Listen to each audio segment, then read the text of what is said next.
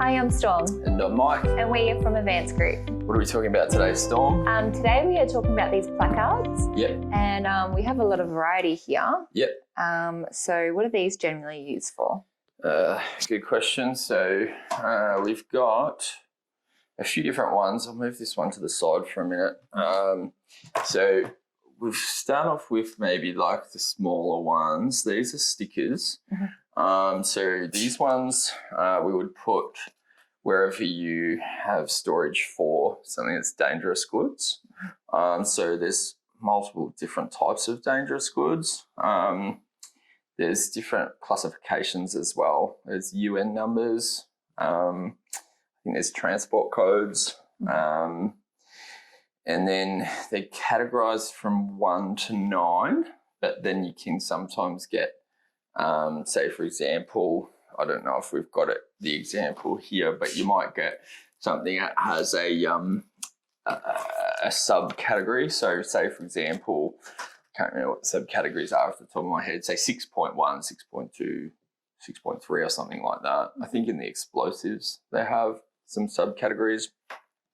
So there's multiple different classifications. And then so some of them are relating to liquids, gases, compressed gas, and then you've got, non-flammable, we've got toxic, non-toxic, corrosive, radioactive, and the list goes on, or miscellaneous. Now, when it's at a storage facility at your premises, sometimes people have multiple things in the one storage thing. And so we do actually have composite signs for those sorts of situations. Now, we don't have any of the composite signs on display here. They can vary.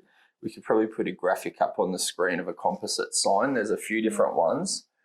There's ones for storage. There's ones for transport. There's metal. There's magnetic. Those options are all available on our website. And then, so we'll put the stickers and stuff aside. Now, these ones come in different sizes. I think this is probably 250 mil. This is 100 mil from memory. And then, but there's sizes in between. There's smaller ones, there's 50 mil. And then there's 200 mil, which is a bit smaller than this one. There's 100 mil. I think there might be 150 mil. And then there's also paper. So say, for example, if you're putting it on your cardboard boxes to ship, it doesn't matter whether it's internationally or interstate or, even in your local area. Oftentimes the couriers need to know whether it's dangerous goods or not, and if it is dangerous goods, what is it? Especially in the case of a vehicle's accident or emergency services needing to be called, something like that. And then the paper ones, I think they come in bulk rolls. Like on a roll might be like 1,000 or 250 or something on a roll.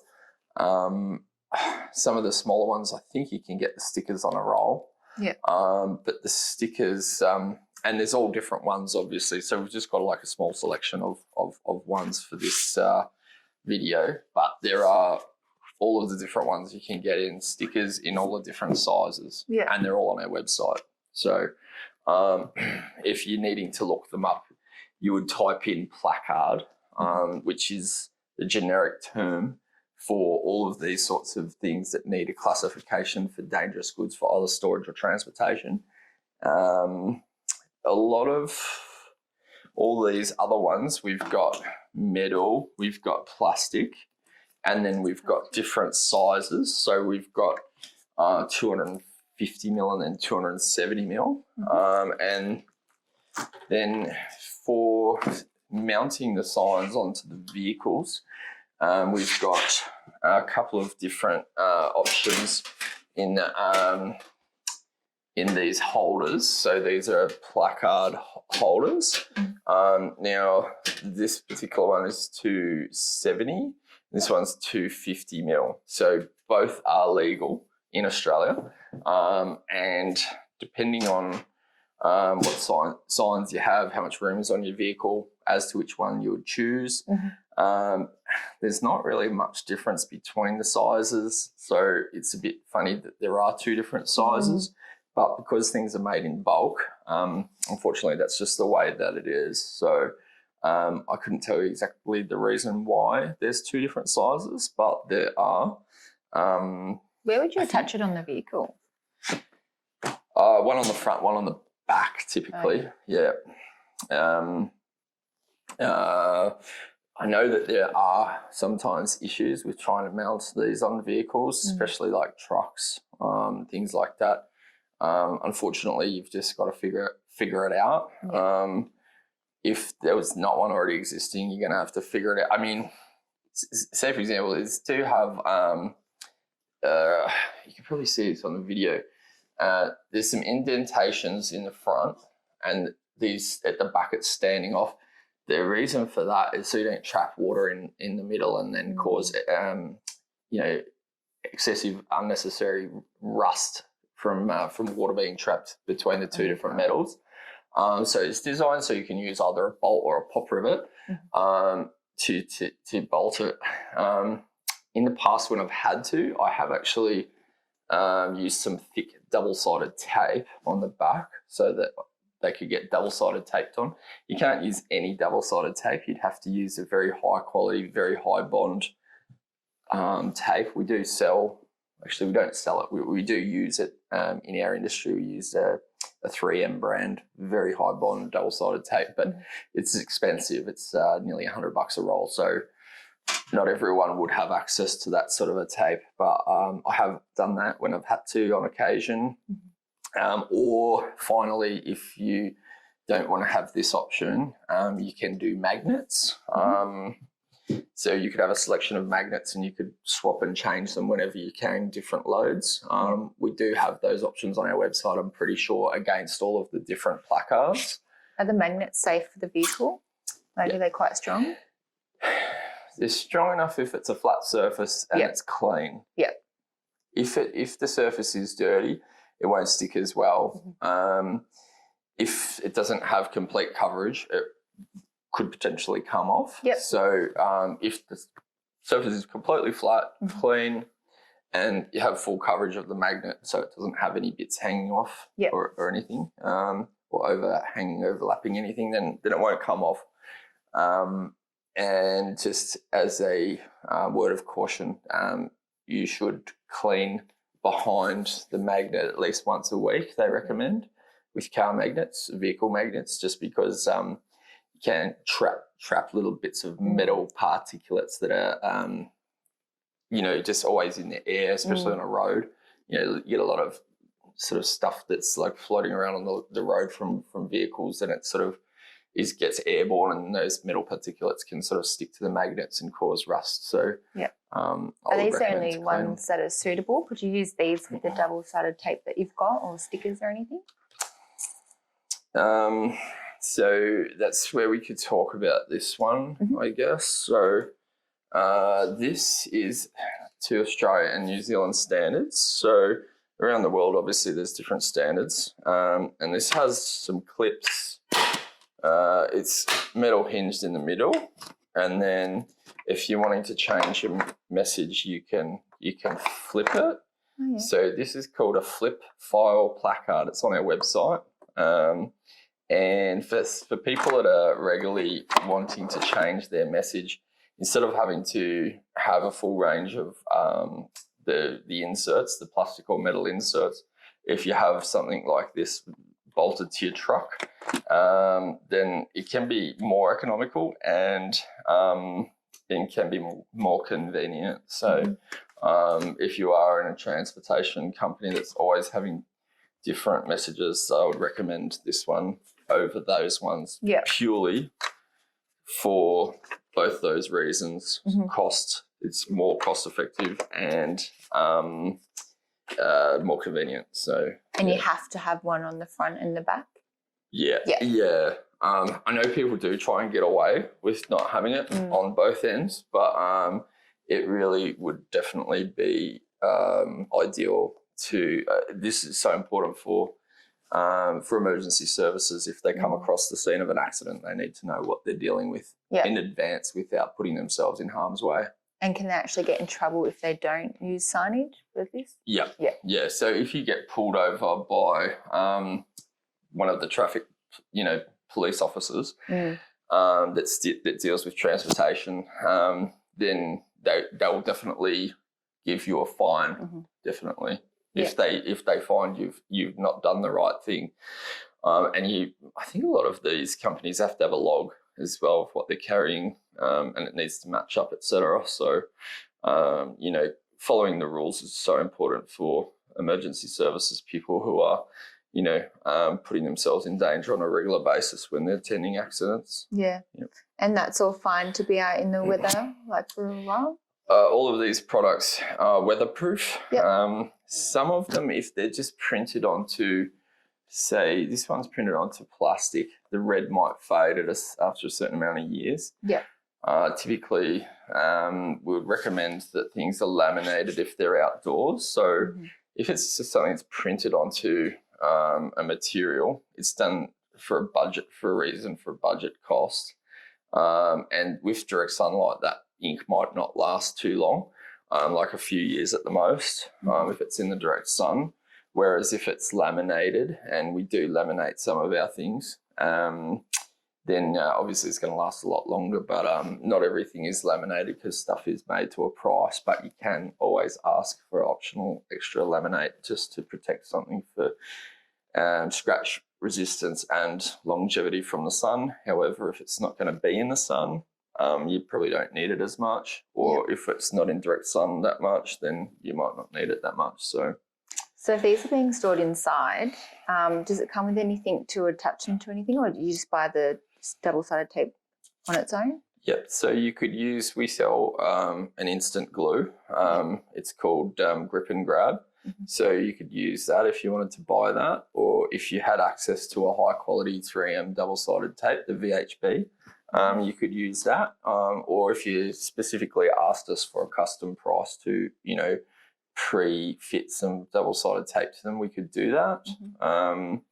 But yeah, it sort of depends on where you're going to install it, how you're going to install it, etc. I mean, the metal's quite thin. You could drill or punch that pretty easily and screw that onto something. Or with the metal, if you wanted us to pre-punch some holes, we can always do that. You just have to ask us specifically to do that. But yeah, I kind of find that I prefer using glue and tape more than mechanical fixings.